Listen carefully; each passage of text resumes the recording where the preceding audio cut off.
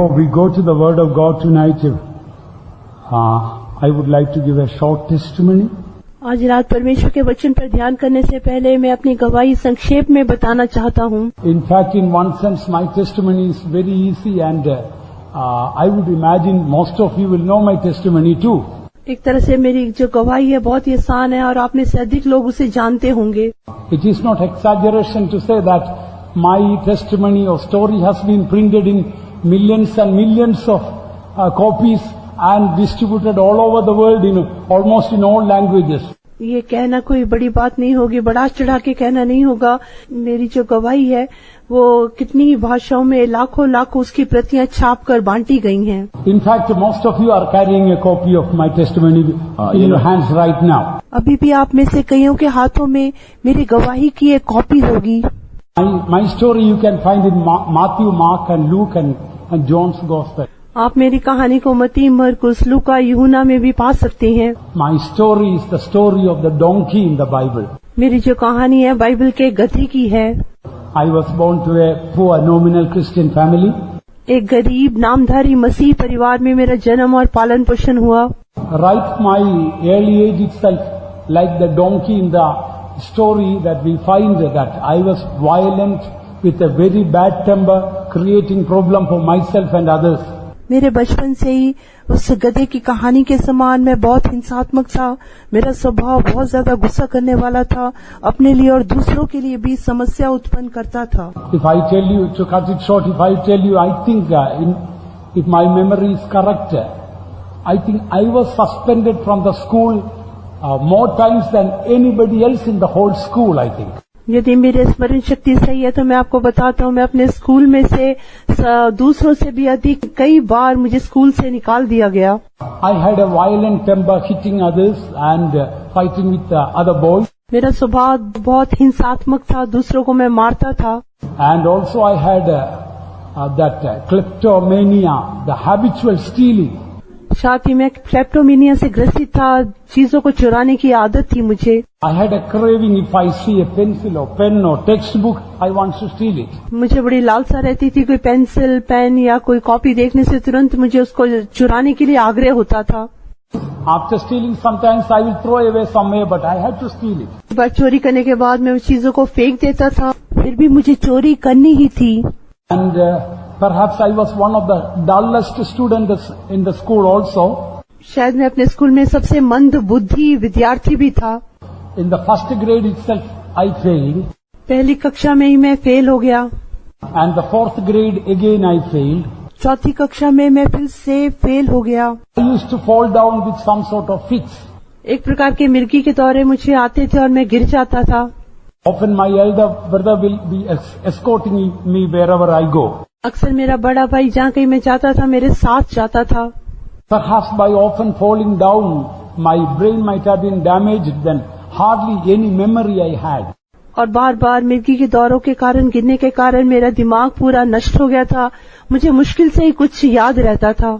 For example, though our market is maybe 400 yards away, if my mother will ask me to buy two things from the shop, halfway through I may go back and ask what are the two things. हमारे घर से जो बाजार था थोड़ी ही दूर था, मेरी मम्मी मुझे दो चीजें खरीदने के लिए भेजने से आधे मार्ग में ही मैं भूल जाता था क्या है, फिर से वापस लौट के मम्मी से पूछता था वो दो चीजें क्या हैं। Like the story of the donkey in the Bible, I was untamable and I was creating problem for my parents, in the school, for the teachers and for myself. और उस बाइबल के गधे की कहानी के समान मुझे कोई भी वश में नहीं ला सकता था। मैं अपने लिए, अपने माँ बाप के लिए, स्कूल में विद्यार्थियों के लिए, दूसरे लोगों के लिए, सबके लिए कष्ट का कारण था। One day I had stolen a history book from another boy and I was caught. एक दिन मैंने एक दूसरे विद्यार्थी की इतिहास की पुस्तक को चुरा लिया और मैं पकड़ा गया। If you steal 100 times, one day you are going to be caught. जैसे आप जानते हैं 100 बार आप चुराने से एक बार तो आप पकड़े जाएंगे। When I was caught, I was very, very ashamed. जब मैं पकड़ा गया तब मैं बहुत ज्यादा लज्जित हो गया। Not that I was sorry for stealing, but I was ashamed that people knew about it or I was caught. मुझे बहुत दुख हुआ, इस कारण नहीं कि मुझे चोरी करने की आदत है, परंतु इस कारण कि मैं चोरी करते हुए पकड़ा गया। And during that time, I want to escape all the troubles by committing suicide. और इन दिनों में सारे कष्टों से बचने के लिए मैं आत्महत्या करना चाहता था। I was going to buy poison and I was approaching the shop. मैं जहर खरीदने के लिए एक दुकान के पास जा रहा था। Suddenly I heard a voice from somewhere, heaven or hell. कहीं से अचानक ही मैंने एक आवाज सुनी, स्वर्ग या नरक। Although that time I was not very sure about God or heaven or hell, I knew that if there was hell and if I had committed suicide, I would go there. उस समय मुझे पूरा उद्धार के बारे में, स्वर्ग नरक के बारे में, परमेश्वर के बारे में पूरा निश्चय नहीं था, परंतु एक बात मैं जानता था, यदि मैं आत्महत्या करूंगा तो नरक में जाऊंगा। That voice, heaven or hell, stopped me from buying poison and killing myself. स्वर्ग या नरक, उस आवाज ने मुझे जहर खरीदने से रोक दिया, मुझे आत्महत्या करने से रोक दिया। But I was miserable, unhappy, and I was in a very troubled state, without any peace of mind. मैं बहुत ही दुखी था, बिल्कुल भी खुश नहीं था, बहुत ही व्याकुल अवस्था में था, मन में शांति नहीं थी। One day, that was in 1959, the Lord Jesus, I saw the Lord Jesus with a crown of tears, crown of thorns, and with 2 drops of tears in his eyes. एक दिन 1959 की बात है, मैंने प्रभु यीशु मसीह का दर्शन देखा। उनके सिर पर कांटों का मुकुट था और उनकी आंखों में 2 बूंद आंसू थे। That night Jesus told me that he was crying because of my sin. उस रात यीशु ने मुझसे कहा कि वो मेरे पापों के लिए रो रहे हैं। I was deeply convicted of my sin that night. उस रात मुझे अपने पापों का गहराई से बोध हुआ। I asked pardon for all my sin. मैंने अपने सारे पापों के लिए क्षमा मांगी। I saw the blood of Jesus coming and washing my filthy heart. मैंने देखा कि यीशु का लहू आके मेरे गंदे हृदय को साफ कर रहा है। That night Jesus gave me a new heart. उस रात यीशु ने मुझे नया हृदय दिया। But literally Jesus was standing right in front of me, about 2-3 feet above me. मैंने आक्षरिक रूप से देखा, यीशु मेरे सामने खड़े हैं, 2-3 फीट की ऊंचाई पे खड़े हैं। I got up to embrace and kiss him. That time I received the Holy Spirit. Of course, later only I knew it was the Holy Spirit. मैं उठकर उन्हें आलिंगन करना चाहता था, चुंबन देना चाहता था। उसी समय मुझे पवित्र आत्मा मिल गया, परंतु बाद में ही मुझे पता चला कि वो पवित्र आत्मा था। I felt like a Himalayan mountain weighing me down, lifted away suddenly. मैंने महसूस किया जैसे हिमालय पर्वत के समान बड़ा बोझ मुझे नीचे दबा रहा था, वो अचानक से ऊपर वो बोझ उठ गया। That time I hardly knew anything about this church. उस समय मुश्किल से मुझे इस कलीसिया के बारे में कुछ मालूम था। That very night when I saw the Lord, I surrendered to serve the Lord. उसी रात जब मैंने प्रभु का दर्शन पाया, मैंने अपने आप को सेवा के लिए सौंप दिया। Because when I saw the Lord Jesus Christ, He is so beautiful. No, I don't think anybody can avoid falling in love with Him, so to say. क्योंकि जब मैंने यीशु मसीह को देखा, वो इतने ज्यादा सुंदर और रूपमान थे, मैं सोचता हूँ कोई भी उन्हें प्यार करे बिना रह नहीं सकता। That night, as my heavy burden lifted up out of me, that burden came to my heart in the spiritual way to share and help others, those who had gone through such a miserable life as I lived.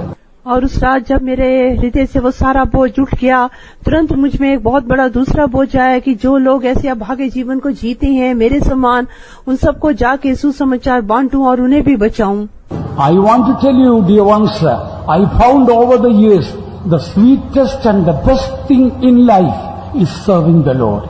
प्रिय जनों, मैं आपको बताना चाहता हूँ, बाद में मैंने अपने जीवन में पाया कि इस जीवन में सबसे मधुर और मिठास भरी बात केवल प्रभु की सेवा करना है। I can with a grateful heart I can say the best thing a young person can do is to give his life or her life in the service of the Lord. बड़े मैं शुक्रगुजार हृदय के साथ आपको बताता हूँ, एक जवान लड़का और लड़की एक सबसे अच्छी बात जो अपने जीवन में कर सकते हैं वो ये है कि अपने जीवन को प्रभु की सेवा के लिए सौंप दें। Fairly soon after, although I offered myself for the ministry, I had to wait another 10 years to get a calling. चाहे मैंने अपने आप को सेवा के लिए सौंप दिया था, फिर भी बुलाहट पाने के लिए मुझे और 10 साल इंतजार करना पड़ा। I can say with all joy, it was worth waiting, whether 10 or even more. When I look back now, I find it's all worth waiting for that. अभी मैं पीछे मुड़ के देखने से मैं आपको कह सकता हूँ, चाहे 10 साल या उससे अधिक भी वर्ष होने से वो जो मैंने इंतजार किया वो ये सारी सेवा के सामने वो सहने योग्य बातें थी। Before I go to the Word of God, I particularly encourage all the young people that when I was young, I was so privileged to come to serve God, and when I look back, I find that is the best decision ever I made in my life, and I never had to regret about it. जब मैं जवान था, प्रभु की सेवा करने के लिए आपको सौंपा, मैं आपको बताता हूँ कि सारे जवानों को मैं बताता हूँ कि वही सबसे अच्छा फैसला था जो मैंने किया कि मैं प्रभु की सेवा करूँ। वही आपके लिए भी सबसे अच्छा फैसला रहेगा।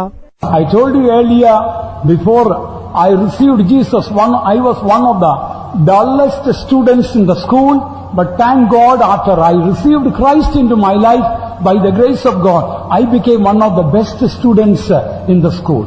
जैसे मैंने आपको पहले बताया, प्रभु को उद्धार में आने से पहले, प्रभु को स्वीकार करने से पहले मैं स्कूल का सबसे मंद बुद्धि विद्यार्थी था, परंतु जब यीशु मसीह मेरे जीवन में आए, मैंने उन्हें स्वीकार किया, मैं आपको बड़े आनंद से बताता हूँ कि मैं स्कूल का सबसे अच्छा विद्यार्थी बन गया। Beloved ones, why I am telling that today, if you are in a state that you are miserable and unhappy, and I tell you, Jesus can do much more than what he has done for me. यदि आज आप ऐसी अवस्था में हैं जहाँ पे आप बहुत ही निराश हैं, अपने जीवन से खुश नहीं हैं, मैं आपको बताता हूँ कि यीशु मसीह ने जो मेरे लिए किया उससे भी कहीं अधिक प्रभु यीशु मसीह आपके जीवन में आपके लिए कर सकते हैं। After I received Jesus Christ into my heart, I felt I got a brand new brain. जब मैंने यीशु को अपने हृदय में स्वीकार किया, तब मैंने जैसे बिल्कुल नया दिमाग पाया हो। And the Lord healed all my diseases too. और प्रभु ने मेरी सारी बीमारियों से भी मुझे चंगाई दी। The sickness type of sort of fits, completely the Lord healed. वो मिर्गी के समान आने वाले दौरों से प्रभु ने मुझे संपूर्ण रूप से चंगा किया। I had asthma that I could hardly carry the Bible. The Lord completely healed that. मेरे को अस्थमा की, दमे की बहुत बड़ी बीमारी थी, मैं अपनी बाइबल भी उठा नहीं पाता था, परंतु उस बीमारी से भी यीशु ने संपूर्ण रूप से मुझे चंगा किया। Typhoid, jaundice and piles, so many other sicknesses completely healed. Typhoid, jaundice, piles, ऐसे कितनी प्रकार की बीमारियां थी जिससे प्रभु ने संपूर्ण रूप से मुझे चंगाई दी। I had to confess, I could not believe Jesus could heal my diabetes. मुझे इकरार करना पड़ेगा कि मैं ऐसा सोचता था कि यीशु मेरी डायबिटीज से मुझे चंगाई नहीं दे सकते। My father had it, my mother had it, my brother was born with it, so it was hereditary. और मेरी मम्मी को थी, मेरे पापा को थी, मेरे भाई जन्म से ही उसके अंदर थी, इसलिए हमारे परिवार में चले आने वाली एक बीमारी थी। Ignorantly thought diabetes must be a holy sickness, because I have found so many holy people have that sickness. मैं अपनी अज्ञानता में मैं सोचता था जो मधुमेह की बीमारी है पवित्र बीमारी है, क्योंकि बहुत सारे पवित्र संतों को ये बीमारी थी।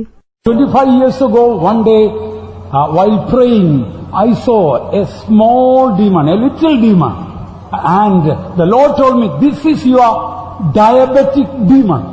25 साल पहले प्रार्थना करने के समय एक छोटी सी दुष्ट आत्मा शैतान मुझे दिखाई दिया और प्रभु ने मुझसे कहा, ये जो छोटा सा शैतान है तेरी डायबिटीज की, तेरी मधुमेह की बीमारी है। That day I learned so many lessons. उस दिन मैंने बहुत सारी बातों को सीखा। I thought devil must be a big person. पहले मैं सोचता था शैतान एक बहुत बड़ा विशाल व्यक्ति है। I saw he is just a tiny little one. मैंने देखा कि वो तो बहुत ही छोटा है। And then only came I rebuke in the mighty name of Jesus. Go out. और एक अभिषेक मुझ पर आया और मैंने कहा, यीशु मसीह के शक्तिशाली नाम में मैं तुझसे कहता हूँ निकल जा, और वो चला गया। Instantly and completely I got healed. और तुरंत ही और संपूर्ण रूप से मुझे चंगाई मिल गई। And I understood how small is devil compared to the Lord Jesus Christ. फिर मैंने महसूस किया कि हमारे प्रभु यीशु मसीह के सामने शैतान कितना छोटा है। I tell you, in this last meeting you can receive your healing and go away from this place. इस लास्ट मीटिंग में मैं आपको बताता हूँ, यहाँ से आप अपनी चंगाई को प्राप्त करके ही जाना। And I feel the virtue of to heal is going forth. अभी मैं महसूस कर रहा हूँ चंगाई करने की सामर्थ्य निकल रही है। Right from head to foot you can be healed right now. अभी ही आपके सिर से लेकर नख तक आप संपूर्ण चंगाई प्राप्त कर सकते हैं। That is in you, he is greater than he that is in the world. जो आप में है वो उससे जो संसार में है बड़ा है। That is in the world is he that is in you is greater than he that is in the world. जो आप में है वो उससे जो संसार में है बड़ा है। Right now you just receive healing and praise God. अभी आप अपनी चंगाई को प्राप्त करें और प्रभु की स्तुति करें।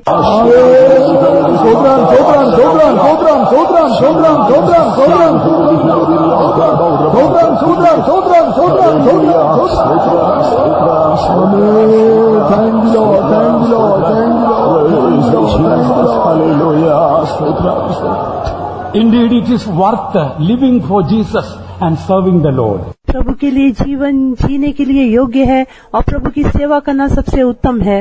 I can say by the grace of God, ever since Jesus came into my life, in my spirit, soul and body, He had done a beautiful work, although often I have not been faithful to Him. और मैं अपने जीवन में आपको बताता हूँ, जब से मैंने उद्धार पाया, प्रभु ने मेरा आत्मा प्राण देह में एक सुंदर काम किया है, चाहे बहुत बार मैं विश्वास योग्य नहीं था। Sweet Jesus, sweet Jesus, what a wonder you are. You are brighter than the morning star. You are better, much better than a little buttermilk. You are precious, more precious than me. Sweet Jesus, what a wonder you are. You are brighter than the morning star. You are better, much better than a little buttermilk. You are precious, more precious to me. Tonight being the last meeting, God wants that we all may take a special gift with us and go from this convention. आज हमारी सम्मेलन का अंतिम meeting है और प्रभु चाहते हैं कि हम सब यहाँ जाने से पहले एक विशेष तोहफे को अपने साथ लेकर जाएं।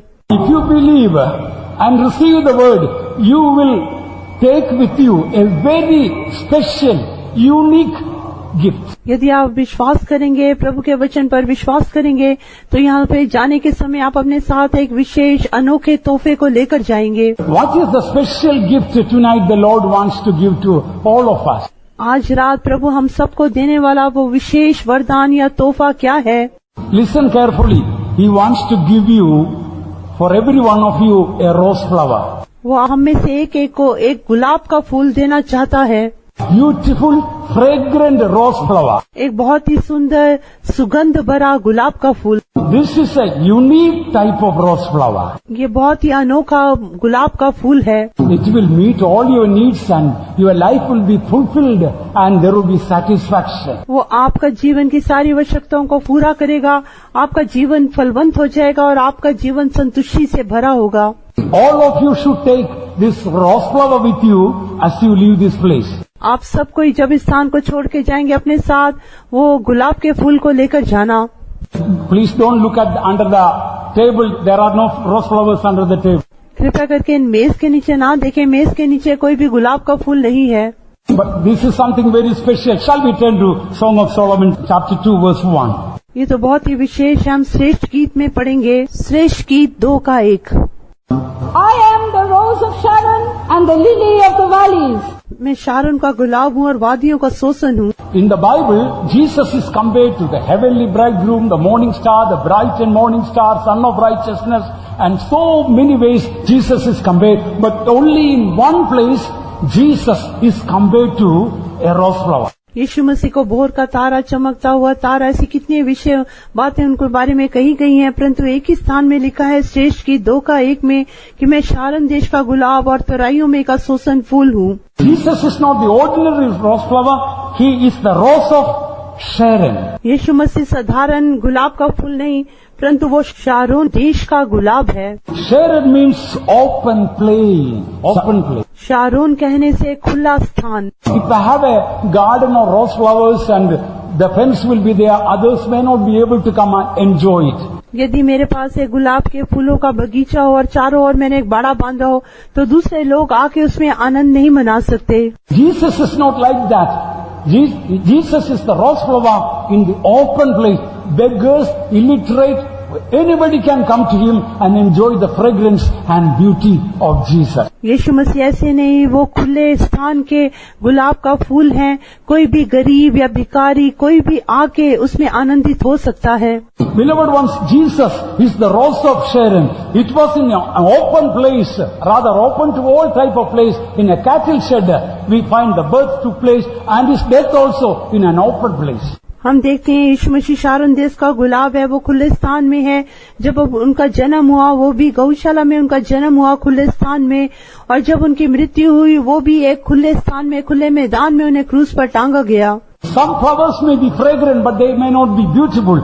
Some flowers may be beautiful but they may not be fragrant. But the rose flower, Jesus, rose of Sharon, he is altogether lovely and his fragrance is so great and it is so magnificent. कई जो फूल होते हैं वो देखने में सुंदर होते हैं परंतु उनके में सुगंध नहीं होती। कईयों में सुगंध होती है परंतु देखने में अच्छे नहीं होते। परंतु जो हमारे प्रभु यीशु मसीह शारोन देश का गुलाब है वो देखने में भी बहुत सुंदर है और उसकी सुगंध भी बहुत अधिक है। Indeed, if at all a rose flower need a burial, the best place a rose to be buried is a garden. And we find Jesus, the rose of Sharon, was buried in a garden. और यदि जो एक गुलाब के फूल को गाड़ना है उसके लिए सबसे अच्छे गाड़ने का स्थान है, बगीचा है। और हमारा जो शारोन को गुलाब यीशु है उन्हें भी एक बगीचे में ही गाड़ा गया। Please read John chapter 19 verse 41 and 42. यूहन्ना 19 अध्याय 41 और 42 वचन। Now in the place where he was crucified there was a garden, and in the garden a new sepulchre wherein was never man yet laid. There laid they Jesus. उस स्थान पर जहाँ यीशु क्रूस पर चढ़ाया गया था एक बारी थी और उस बारी में एक नई कब्र थी जिसमें कभी कोई ना रखा गया था। We don't find any of the Gospels, anywhere in the Gospels Jesus was buried in a cemetery but in a garden. हम किसी और सुसमाचार में नहीं पाते कि यीशु मसीह को किसी कब्रिस्तान में नहीं परंतु एक बारी में दफनाया गया।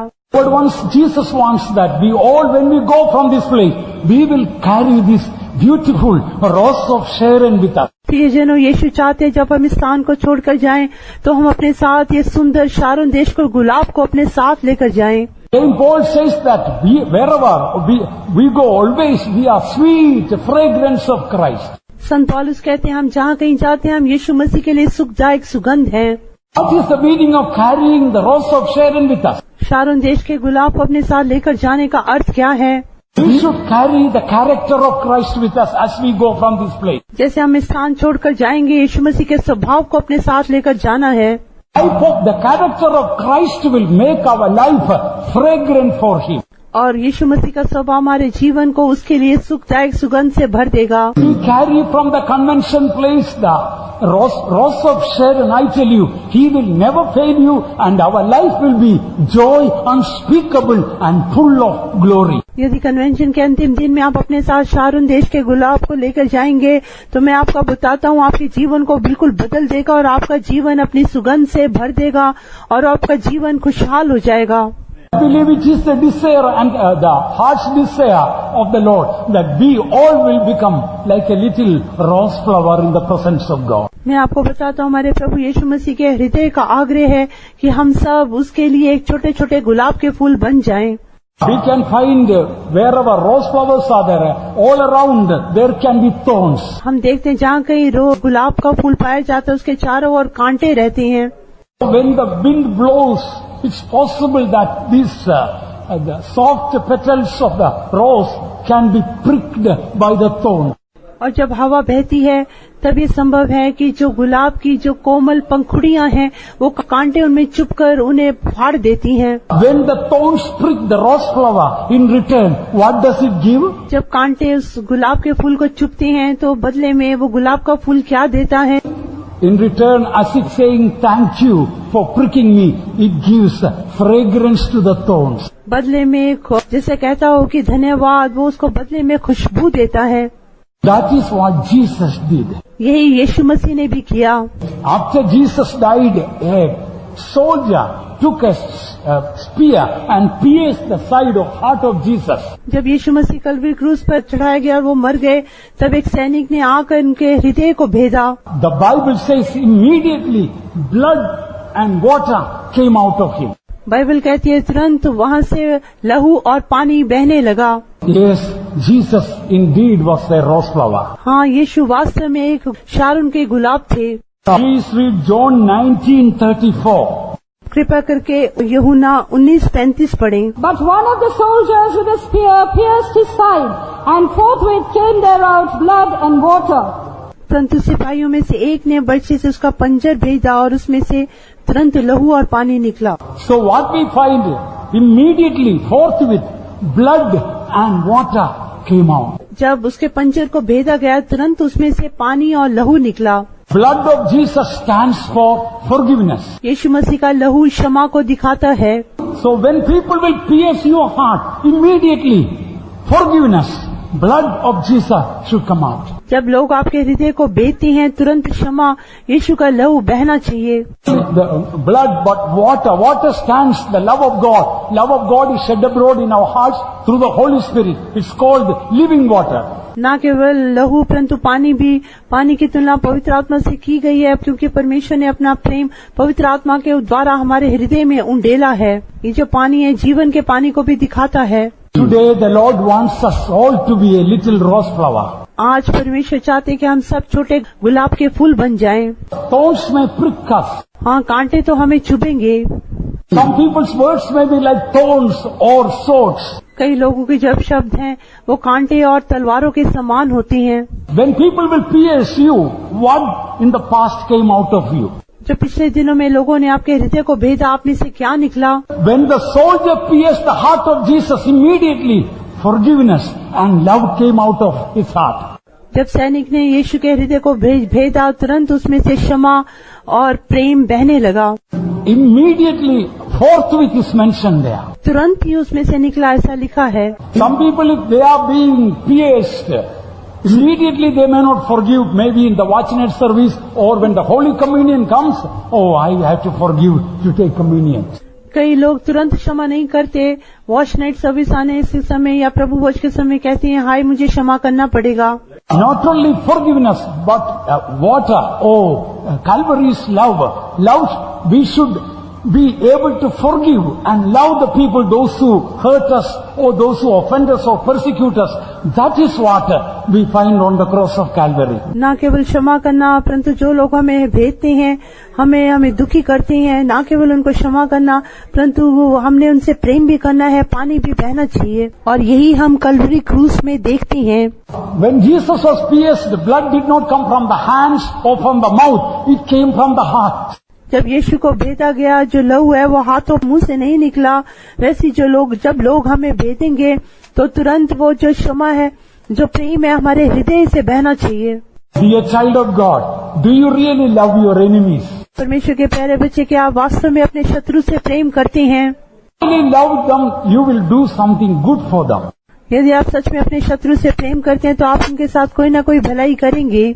Look at the creation of God when a mango tree with all fruitful mango tree, if you will pelt a stone against it, what does it do? Thank you for pelting the stone. In return, here there's a juicy mango for you. परमेश्वर की सृष्टि को देखें, जब एक आमों से भरे हुए पेड़ पर कोई पत्थर मारने से तुरंत वो आम का पेड़ बदले में धन्यवाद के रूप में आपको तुरंत एक जूस से भरा हुआ, रस से भरा हुआ मीठा आम आपको देता है। People are often throwing stone at you. It's a good sign because you are a fruitful tree. But if nobody is throwing stones, I am afraid you may be a barren tree. यदि आप पे लोग बार बार पत्थर मारते हैं, तो ये अच्छा चिन्ह है। ये दिखाता है कि आप रस भरे एक अच्छे आम के पेड़ हैं। परंतु यदि कोई अभी आप पे पत्थर नहीं मारता, तो इसका अर्थ है कि आप अच्छे फल भरे आम के पेड़ नहीं हैं। You take a fragrant rose flower and you pluck it and you squeeze it and you tear it and put it under your feet and trample. In return, it gives fragrance to your hands and to your feet. यदि आप एक गुलाब को फूल को तोड़ने से, उसको अपने हाथों से मसलने से, उसको रगड़ने से बदले में वो आपको क्या देगा? आपके हाथों में उसकी सुगंध बैठ जाएगी। यदि अपने पाँव से रोन देंगे तो आपके पाँव में भी उसकी सुगंध बैठी रहेगी। See, how many of you would like to become a little rose flower? Hands up and praise God. आप में से कितने एक छोटे गुलाब के फूल बनना चाहते हैं? हाथ खड़ा करें। Sotram, Sotram, Sotram, Sotram, Sotram, Sotram, Sotram, Sotram, Sotram, Sotram. Thank you very much. I really like the beautiful prayer of Saint Francis Assisi. Where there is hatred, let me sow love. Saint Francis of Assisi की जो सुंदर प्रार्थना मुझे बहुत पसंद है। जहाँ कहीं नफरत है वहाँ मैं प्रेम को बोऊं। Where there is injury, pardon. जहाँ पर कोई घायल हो गया, कोई घाव है, वहाँ पर चंगाई को प्रदान करूं। Where there is doubt, faith. जहाँ पर कोई शक है वहाँ विश्वास को उत्पन्न करूं। Where there is despair, hope. जहाँ पे निराशा है वहाँ आशा को दूं। Where there is darkness, light, and where there is sadness, joy. जहाँ पे अंधकार है वहाँ प्रकाश को, जहाँ पे दुख है वहाँ आनंद को दूं। Oh divine master, let me not seek to be consoled as to console. हे दिव्य स्वामी, मैं तसल्ली पाना ना ढूंढूं परंतु दूसरों को तसल्ली दूं। Be understood as to understand. दूसरों को समझूं, ये ना चाहूं कि दूसरे मुझे समझें। By giving we receive. देने के द्वारा ही हम प्राप्त करते हैं। By forgiving we are forgiven. दूसरों को क्षमा करने के द्वारा हमें क्षमा प्राप्त होती है। By dying we are born to eternal life. मरने के द्वारा हम नित्य जीवन में जन्म लेते हैं। This Christian life is a beautiful life if we take the character of Christ in our life and live. मसीही जीवन वास्तव में एक बहुत सुंदर जीवन है यदि मसीह के स्वभाव को अपने जीवन में अपनाकर हम उसके अनुसार जीवन जीते हैं। Even if it is in a corner, it doesn't need to go after butterflies and bees. If it is full of honey, butterflies and bees will come to it. यदि गुलाब का फूल एक कोने में होने से भी उसे तितलियों के पीछे, मधुमक्खियों के पीछे जाने की आवश्यकता नहीं। यदि वो मधु से भरा है तो तितलियां और मधुमक्खियां अपने आप उसके पीछे आएंगी। When we, like rose flower, filled with the honey of heaven, God's love, beloved ones, souls will come to us. Not that we shouldn't go after them, and God will save them too. प्रियजन, और जब गुलाब के फूल के समान हम स्वर्गीय सुगंध से, मधु से भरे रहेंगे तो हमें आत्माओं के पीछे जाने की आवश्यकता नहीं, आत्माएं हमारे पीछे आएंगी। Again I remind you, it is God's desire that we must carry this special gift as we go from this convention, the rose of Sharon. फिर से मैं आपको बताता हूँ, ये सम्मेलन छोड़कर जाने के समय परमेश्वर का आग्रह है कि हम ये स्थान को छोड़ने से पहले अपने साथ एक गुलाब को फूल को लेकर जाएं। Rose flower lives only for a short time. Jesus on earth lived only for a short time. जो गुलाब का फूल है थोड़े समय के लिए जीवित रहता है। यीशु मसीह का भी इस पृथ्वी पर थोड़ा ही जीवन था। It is told sometimes oak tree lives almost 1,000 years. ऐसा कहा गया है कि जो सिंदूर वृक्ष है वो कई बार 100 वर्षों तक भी जीवित रहता है। Oak tree may be living 1,000 years, but it has absolutely no fragrance. But the rose flower, although it may be living only few days, even the place where it is falling down becomes fragrant. चाहे जो सिंदूर वृक्ष है 1000 वर्ष तक भी जीवित रहता है परंतु उसमें कोई सुगंध नहीं रहती। गुलाब का फूल चाहे थोड़े दिन ही जीवित रहता है, सुगंध भरा रहता है। जहाँ पर वो गिरता है वहाँ पे भी उसकी सुगंध बनी रहती है। Beloved ones, it doesn't matter how long we live, it matters how we live. Even if it is a short life, let it be sweet, filled with the fragrance of Christ. कि प्रियजनों, ये मायने नहीं रखता हम कितने वर्ष तक जीवित हैं, चाहे हम थोड़े वर्ष भी जीवित रहने से, छोटा सा जीवन जीने से भी वो सुगंध से भरा होना चाहिए। वो स्वर्ग की सुगंध से, शारोन के गुलाब के समान सुगंध से भरा रहना चाहिए। We often sing a chorus, only one life and soon it will pass. अक्सर हम ये कोरस गाते हैं कि एक ही जीवन है, तुरंत वो खत्म हो जाएगा। Only one chance to do His will. उसकी इच्छा करने के लिए केवल एक ही मौका है। So give to Jesus all your days. It's the only life that pays, for you have but one life. इसलिए अपना पूरा जीवन यीशु को दे दें। उनके लिए जीवन जीना वो सच में बहुत मायने रखता है, क्योंकि अंत में आपको जीने के लिए तो एक ही जीवन है, उसे यीशु को दे दें। Perhaps this could be the last, not only the last meeting, perhaps it could be the last convention, and before the next year perhaps the Lord may come. शायद ये अंतिम मीटिंग होगी, नहीं तो शायद ये अंतिम सम्मेलन होगा। अगले सम्मेलन से पहले शायद हमारे प्रभु यीशु मसीह आ जाएंगे। Let Christ fill our life. प्रियजनों, मसीह हमारे जीवन में भरा रहने दो। He only can bring satisfaction and fulfillment in our life. वही हमारे जीवन में केवल संतुष्टि को और भरपूरी को ला सकती हैं। Can buy a house, but only God can make it a home. आप एक घर खरीद सकते हैं, परंतु परमेश्वर ही उसे एक रहने के योग्य घर बना सकती हैं। Can buy expensive bed, only God can give you sleep. आप एक बहुत ही कीमती बिस्तर पलंग खरीद सकते हैं, परंतु प्रभु ही आपको उसमें सोने के लिए मीठी नींद दे सकती हैं। You can buy delicious food, but only God can give you appetite. आप सुंदर भोजन या बहुत ही स्वादिष्ट भोजन बना सकते हैं, परंतु उसे खाने के लिए प्रभु ही आपको स्वाद या भूख दे सकती हैं।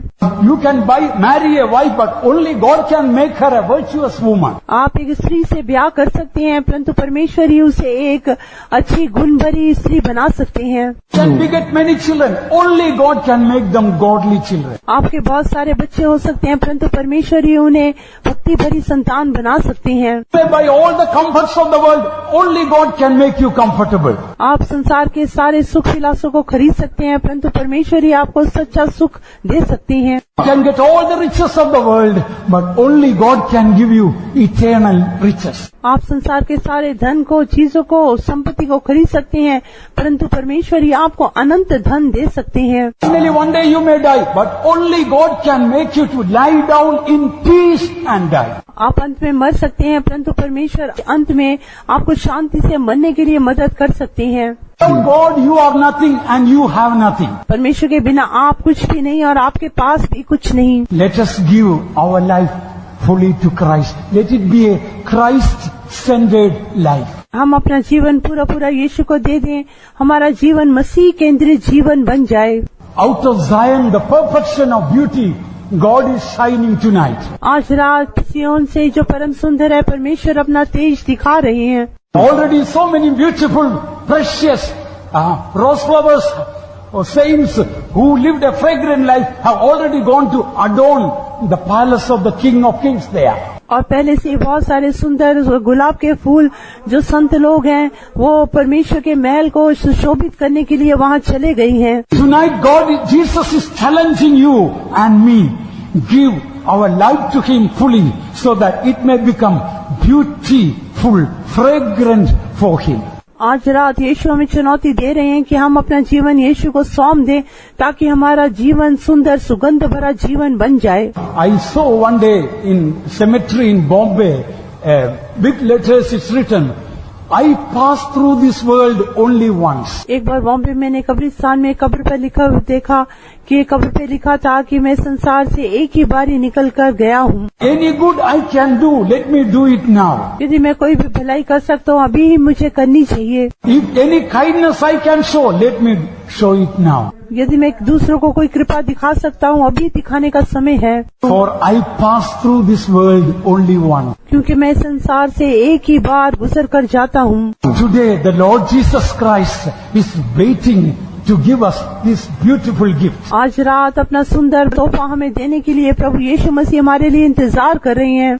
God wants that our life may become fragrant for Him. What is the fragrance? परमेश्वर चाहते हमारा जीवन उनके लिए सुगंध भरा बन जाए। ये सुगंध क्या है? Shall we see what is that fragrance? Read 2 Corinthians chapter 2 verse 14 and 15. दूसरा कुरिन्थियों दूसरा अध्याय उसका 14 और 15 वचन। Now thanks be unto God, which always causeth us to triumph in Christ, and maketh manifest the savour of His knowledge by us in every place. For we are unto God a sweet savour of Christ in them that are saved and in them that perish. So here we find the fragrant life is victorious life, triumphant life. परंतु परमेश्वर का धन्यवाद हो जो मसीह में सदा हमको जय के उत्सव में लिए फिरता है और अपने ज्ञान का सुगंध हमारे द्वारा हर जगह फैलाता है, क्योंकि हम परमेश्वर के निकट उद्धार पाने वालों और नाश होने वालों दोनों के लिए मसीह की सुगंध है। यहाँ पर हम देखते हैं जो सुगंध भरा जीवन वो जयवंत जीवन है। Saint used to say crystal clear Christian life. और एक संत कहा करते थे, एक बिल्कुल पारदर्शी मसीही जीवन। Holy people are happy people. जो पवित्र संत हैं वो खुश रहने वाले लोग हैं। Particularly, I challenge you young people, through the power of the Holy Spirit, by the grace of God, we can live a holy life while we are in this flesh. प्यारे जवानों, मैं आपको बताता हूँ, विशेष करके पवित्र आत्मा के द्वारा इस संसार में जीवित रहने के समय ही हम एक संपूर्ण जय जीवन बिता सकते हैं। I am the rose of Sharon and the lily of the valleys. मैं शारोन का गुलाब और तुराइयों का सोसन हूँ। Word of God says, he that hath hope, this hope purifieth himself as he is pure. परमेश्वर का वचन कहता है, जो उसमें आशा रखता है वो अपने आप को वैसा ही पवित्र करता है जैसा वो पवित्र है। That rose of Sharon, as I mentioned earlier, when it pricks, the thorns are pricking as it gives fragrance.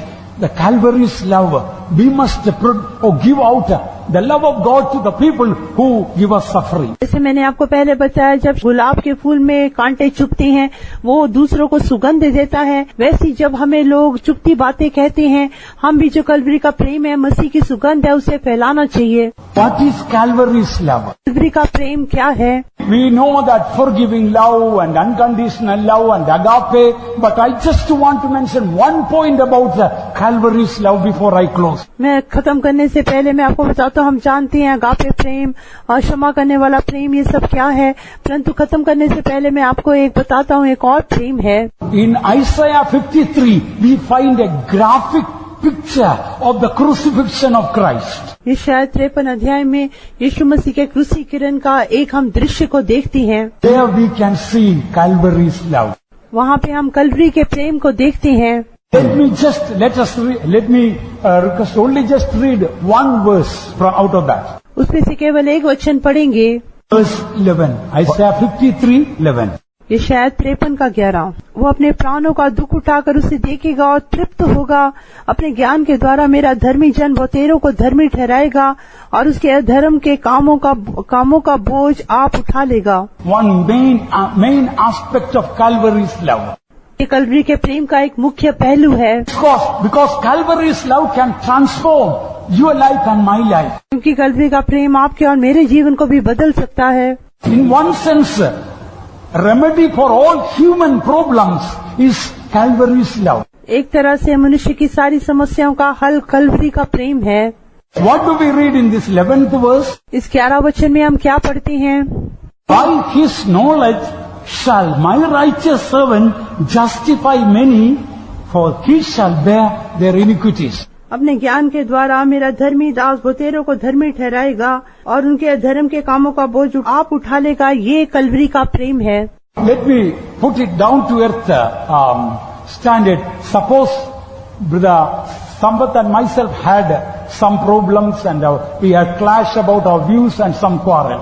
साफ साफ कहने से मान लीजिए मुझे और ब्रदर संपत को कोई हमारे में तर्क हुआ, हमारे में कुछ लड़ाई झगड़ा हुआ। Naturally, what will I do? I will defend myself, justify myself and accuse him and put all the iniquities upon him. स्वाभाविक रूप से मैं क्या करूंगा? मैं अपनी आत्मरक्षा के लिए बातें कहूंगा, अपने आप को ही मैं धर्मी ठहराऊंगा। Same thing Brother Sampath also may do. He will justify himself and defend himself and put all the blame upon me. That is what naturally people do. वैसे ही ब्रदर संपत भी करेंगे कि अपनी आत्मरक्षा के लिए सारी बातें कहेंगे, सारा दोष मेरे ऊपर डाल देंगे। यही मनुष्य का स्वभाव है। We read the Calvary's love, what Jesus has done by his knowledge.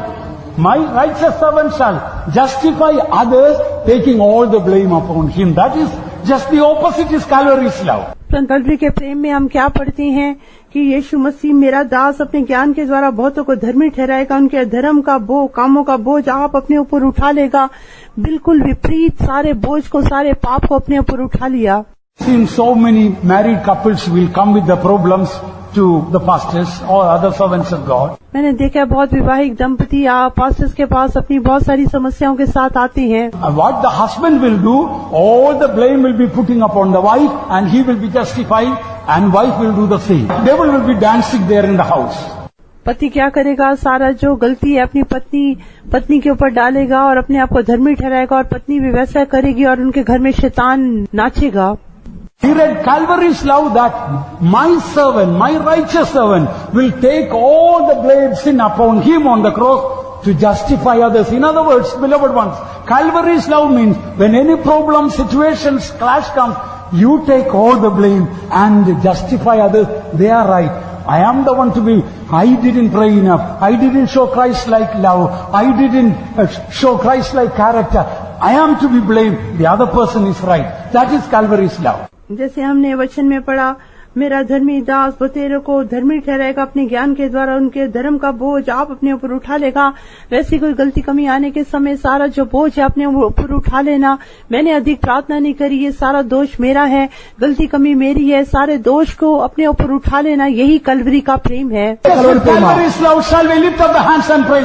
Kalvari के प्रेम के लिए हाथों को उठा के प्रभु की तारीफ करेंगे।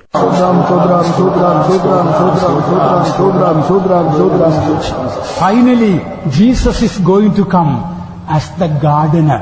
अंत में जो यीशु है एक वो बागबान के रूप में आएंगे। His church is called the garden of God. उनकी कलीसिया परमेश्वर का बगीचा है। Why is he going to come very soon? क्यों वो बहुत शीघ्र आने वाले हैं? He is not going to come to pick up some thorns from the garden. True, in the garden you will find thorns also.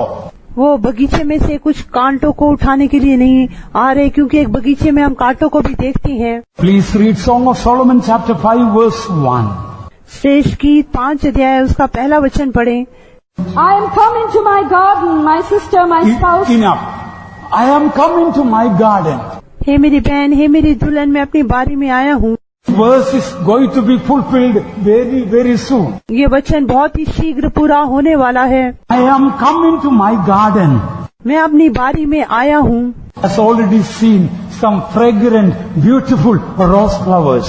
उसने पहले से ही कुछ सुंदर सुगंध भरे गुलाब के फूलों को देख लिया है। True, in the church, in the garden, there may be some people still like thorns. The words that they speak, the things they do, may be like piercing thorns. शायद अभी भी कलीसिया में बगीचे में कई ऐसे कांटों के समान लोग होंगे, जो शब्द वो कहते हैं उसे दूसरों का हृदय ही वो भेदते होंगे। Jesus will come very soon. He will take the fragrant, beautiful rose flowers from the garden and to adorn the the palace of the King of Kings. यीशु मसीह बहुत ही शीघ्र आने वाले और बगीचे में से सुंदर सुगंध भरे गुलाब के फूलों को ले जाएंगे, ताकि राजाओं के राजा को जो महल है उससे उसको सुशोभित करें। May the Lord grant the grace that you and I tonight will become a fragrant rose flower, and may the Lord grant the grace tonight we will be able to take with us Rose of Sharon. May God bless you.